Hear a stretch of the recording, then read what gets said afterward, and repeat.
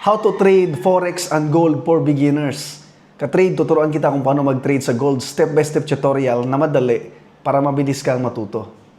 Bakit kailangan mo matutong mag-trade sa Forex and Gold? Kasi malaki ang opportunity dito ka-trade.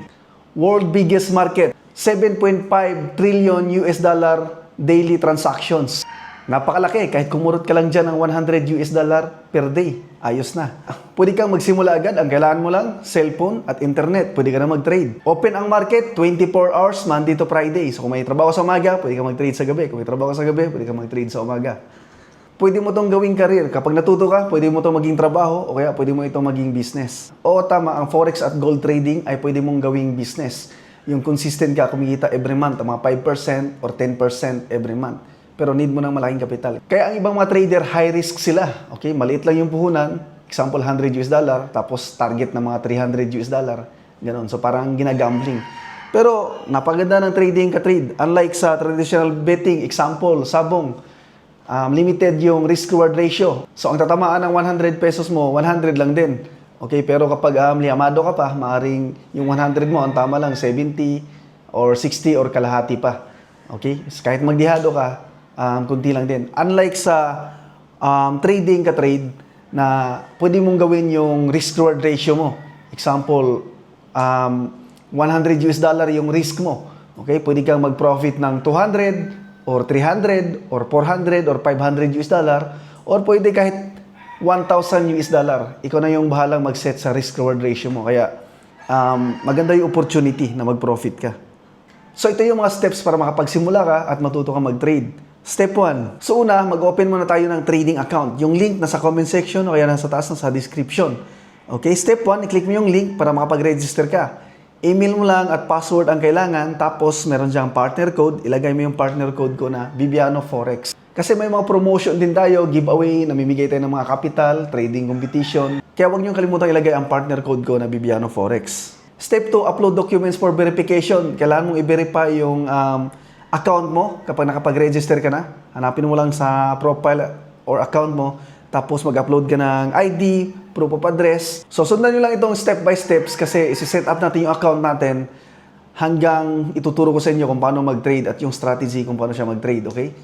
So step 3, open additional MT5 account. Kasi pag login kasi pag naka-register tayo, meron tayong default na MT5 account. Kaso standard yon, hindi pwedeng pangmaliitan. So, kailangan natin mag-open ng additional MT5 account na ultra low micro.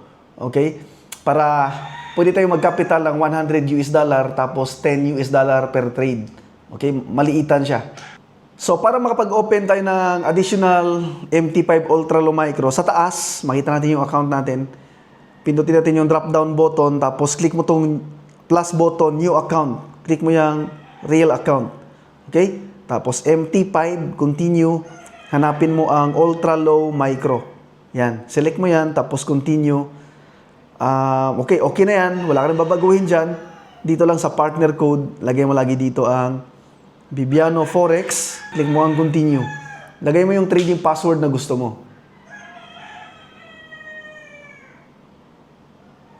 So, nakagawa na tayo ka-trade. Ito na yung account natin. Makita natin sa taas. Ayan, zero balance, ultra low micro.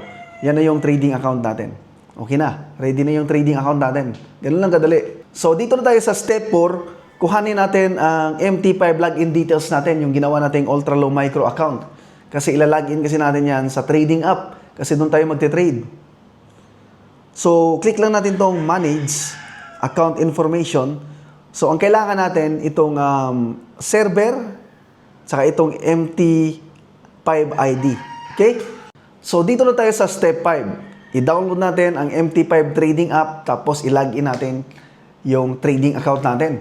So, sunod-sunod to ka-trade hanggang ituro ko na sa kung paano mag-trade. Sa App Store or sa Play Store, search nyo lang MT5 or MetaTrader 5. Ito yon. I-download nyo lang at installin nyo. Libre lang ito ka-trade. Tapos, openin nyo. So, ngayon, ilalagin na natin yung MT5 account natin. Yung nandito. Una, copy natin yung MT5 ID. Tapos, tandaan natin yung server natin, MT56. Okay? So, punta tayo sa MT5 app. Punta tayo dito sa settings. Okay? Tapos, hanapin nyo dito yung login. So, dito may naka-login account ako. Kaya, click ko yung plus button. Tapos, i-search nyo ang XM Global Limited. Yan lang yung i-search niyo. So lalabas to, itong server, yan yung papalitan natin ng MT56, XM Global MT56. Kasi yan yung nakalagay na server dito sa account natin.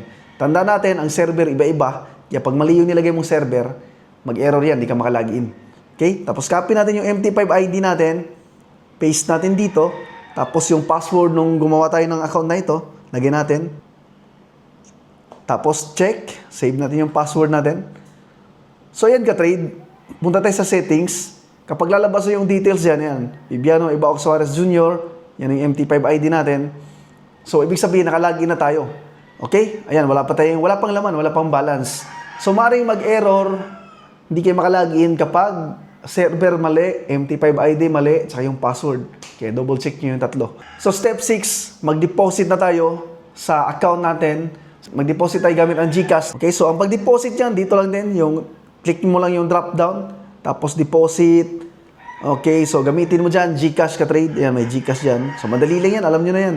So bago tayo mag-trade, ituturo ko sa inyo kung paano mag-navigate sa MT5 app. Tuturuan ko muna kayo kung paano ma-navigate or paano gamitin ang MT5 app para hindi kayo malito. Okay, so step 7, MT5 navigation. Meron dyang codes kung saan makita natin yung mga currency pair. Gold, Euro, USD, ganyan. So punta tayo dito sa baba, makita natin yung codes. So lalabas dyan yung mga pwede natin i-trade. Pero wala dyan yung gold, di ba? So ang gagawin natin dyan, search natin sa taas, gold, yan, gold, hashtag, gold M hashtag, yan yung gold ultra low micro. Okay? Kapag standard kasi yung account mo, gold lang yan. Pag ultra low standard naman, gold hashtag lang. Kapag ultra low micro, ayan, may M. Okay? So, naka-check na yan. Pwede natin i-X. So, makita natin, lumabas na yung gold dyan, di ba? Nandiyan na yung gold. So, next, chart view. So, dito tayo sa chart view or itong chart. So, makita natin yung default, hindi yan naka-open sa gold yung chart. Kaya balik tayo dito sa quotes, pindutin natin yung gold, click natin ang chart. O yun, na-open natin yung chart. Sa taas, makita natin na nasa M15 tayo. So, lipat natin to sa M5 time frame. Okay? So, sa M5 time frame tayo magte-trade. Dito sa right side, ito yung price ng gold. Kagaya ngayon, yung price ng gold ay nasa 4,025. So, pwede mong i-zoom out, zoom in, gamit dito sa gilid, hila-hilain mo lang. Yan. Pwede mong palakihan yung candles, yung chart. Yan. Sa screen mo naman, i-touch mo yung screen. Pero gusto ko ganyan lang para makita ko yung ano eh. Makita ko yung, kahit maliit lang, okay na ako dyan para makita ko yung previous, yung price dito. So, ito lang naman yung kailangan natin. Tapos, sa taas, makita natin yung sell button at buy button. Sa gitna, yung lot size. Yan yung trade size or gano'ng kalaki yung trade mo. Ganun. Nakadepende dyan yung laki at liit ng profit mo. At syempre, ng loss. So, pag di mo makita yan, merong button sa taas ito. Sa taas, trade panel para lumabas yung buy-sell button. Okay, yun lang. Yun lang. Ganyan na ganyan lang yung kailangan natin. Wala nang iba. Tapos, trade view. Okay, dito sa trade view, trade button sa baba, dito natin makita yung balance natin, yung trades natin, kasi wala tayong open trades, kaya wala pa tayong makita dyan. Tapos, history view. Click natin ang history, sa baba rin. So, ito yung transaction history, deposit, withdrawal, trades na open, na close, nag-profit, nag-loss, makita lahat dyan. So, ngayon, sa step 8 na tayo, focus tayo sa gold chart. Okay? At ito yung trade panel na tinuro ko sa inyo, tapos M5 time frame. Okay, kasi dito tayo lagi nakatingin. Dito sa chart tayo nakatingin lagi. Okay, so yung panel, ulitin ko. Yan, pag di nyo makita yung buy, sell button, yan, click nyo lang tong panel. Tapos yung time frame, pwede nyo ilipat sa kahit saan gusto nyo. Okay, pero sa M5 lang tayo. Diyan lang. Okay, ready na lahat. Account natin, may deposit na, nakalagi na sa app. At na-explore na natin yung app. So, sa step 9, explain ko sa inyo kung paano mag-profit, paano kumita sa gold, sa forex, at paano nalulugi rin. So, ito yung mga scenarios. Buy or long position, ibig sabihin, bibili ka. Bibili. Magbabay ka. So, ang price ng gold dapat tumaas para mag-profit ka. Okay? Binili mo ng mura, dapat tumaas siya, mabibenta mo ng mahal. Okay? Ganun yun. Pero kapag bumagsak yan, yung presyo, dahil nakabay ka, malulugi ka ka-trade. So, ganun. Para kumita ka, kung nakabay ka, dapat tumaas. Malulugi ka kung babagsak. Pero, pwede ka rin magkaroon ng short position or sell trade, kung tawagin. Okay? Pwede yung trade mo ay sell. Kasi sa MT5 button, di ba? Ayan, makita natin, pwedeng buy yung trade mo, pwedeng sell. Okay, sa sell naman ka-trade, dapat bumagsak yung presyo para mag-profit ka or yung short selling mong tawagin. Kapag tumaas, malulugi ka kasi nakasell ka. Okay? So, yun lang yung tatandaan natin. Kapag mag-buy ka, dapat tumaas. Kapag mag-sell ka, dapat bumaba. So, ngayon, yung profit natin, nakadepende yan, yung laki ng profit natin kung malakas yung or malaki yung tinaas ng presyo. Di ba?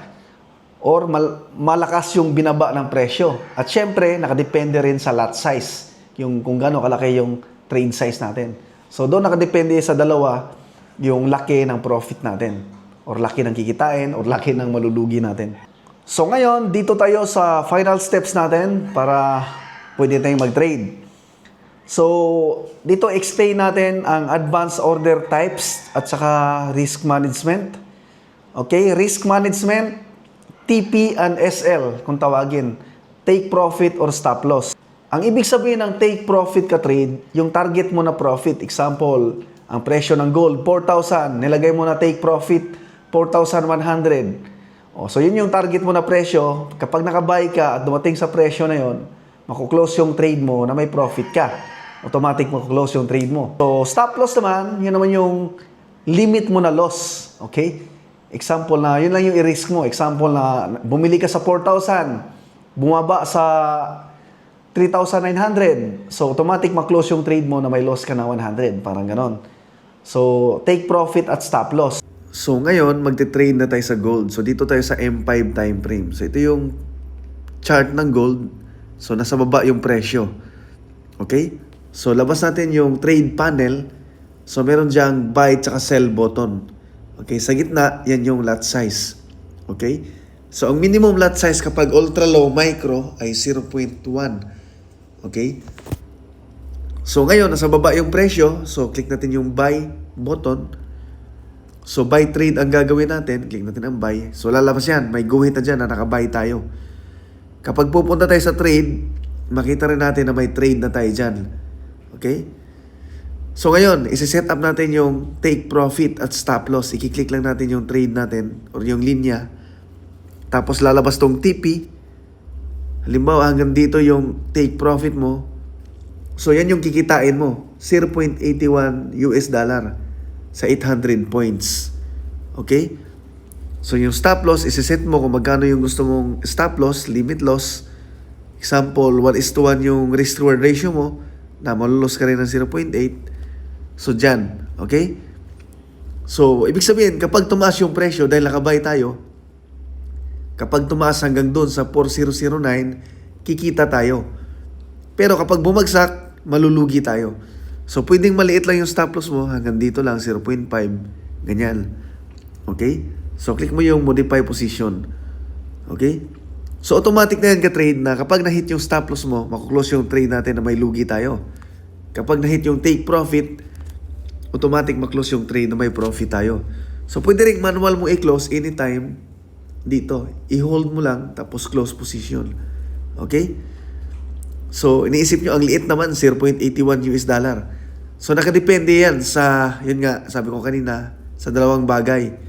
Una, sa laki ng galaw ng gold. Example, kung tumaas hanggang dito, so kikita ka ng mas malaki. $3 ang pwede mong kitain kapag tumaas hanggang dyan. Okay? So, nakadepende siya sa taas ng itataas ng presyo or laki ng itataas ng presyo. Yung lugi mo naman, nakadepende rin sa laki ng ibabagsak ng presyo. Okay? Kung dito yung SL mo, so mas malaki rin yung lugi mo. So, close mo natin yung trade natin. Okay? So, negative tayo. Check natin sa history. Negative ng 0.01. So, pangalawa, dahil sa lot size, dahil maliit lang yung lot size natin. Saka, ultra low micro account ito. Micro lots lang yan. equivalent sa standard yan ay 0.01. Okay? So kung gagawin natin 1 micro lots ang lot size natin, tapos mag-click tayo ng buy, okay? Set natin yung take profit natin. So makita natin, kapag tumaas dito, $8 na yung pwede natin kitain.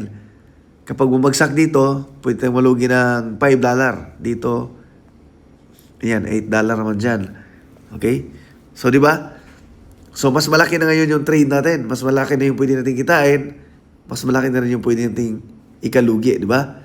Okay? Dahil yan, nilakihan natin yung lot size natin. Okay? So, experiment nyo lang yung lot size niyo.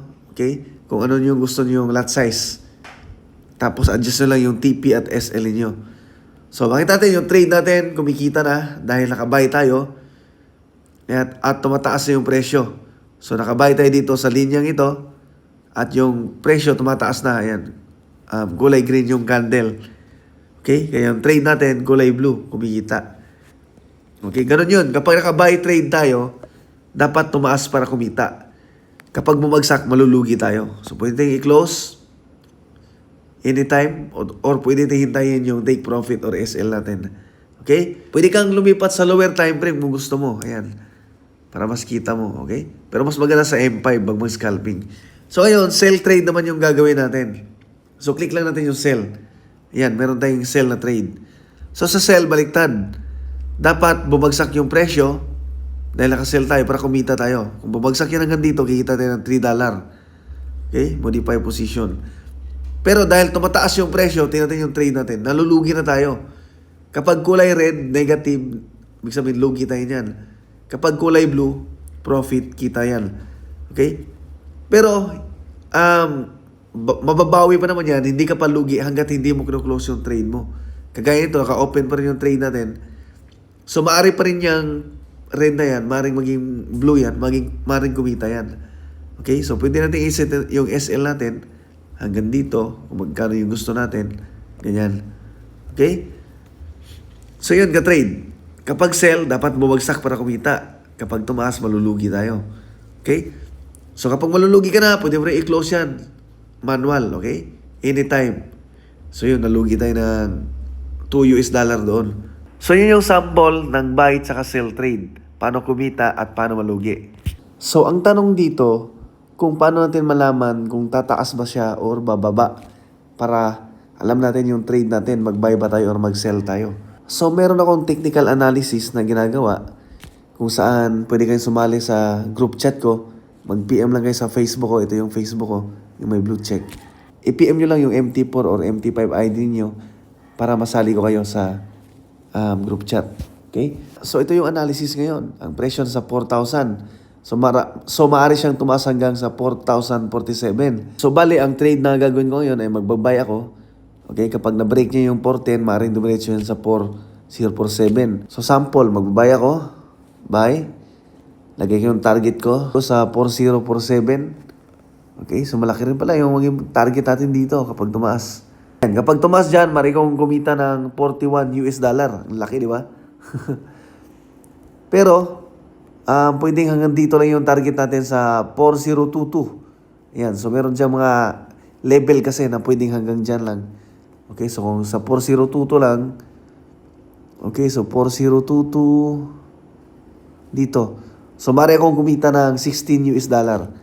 Okay, stop loss ko. Mag-set ako ng stop loss na kapag bumagsak, malugi ako ng kahit $10, okay na sa akin yan. Okay? So, malugi ng $10 pero kapag kumita naman, okay, $16 naman. Okay? So, nag-take profit yung trade natin. Ayan, tumaas hanggang dito. Ayan. So, tama yung analysis natin, no? Tumiretso pa hanggang taas pa. Pero, yun, nag-take profit tayo hanggang dito lang sa, yan, $16.77 na yung profit. Pero kung hinayaan natin sa taas, baka kumita tayong mga $100 dyan. So, ganun ka-trade, nakadepende yung profit mo sa laki ng itataas o ibababa. Tapos sa lot size. So maraming salamat sa panonood. Huwag niyong kalimutang mag-like and subscribe at i-follow ako sa Facebook. Salamat.